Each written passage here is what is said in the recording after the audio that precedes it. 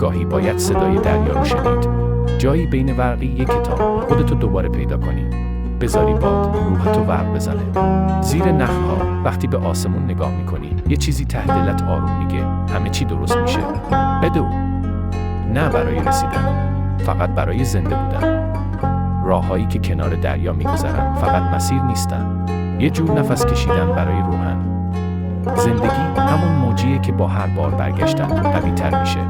یه فنجون قهوه فقط نوشیدنی نیست، یه مکث کوتاه تو شلوغی زندگی.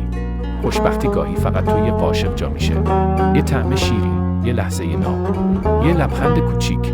همین زندگی. قدم بزن آروم روی هر پلی که پیش رود ساخته شده، با اعتماد، با عشق. بنویس، حتی اگه ندونی تهش چی میشه. کلمات گاهی ما رو نجات میدن. زندگی همینه، آروم اما پر از معنا.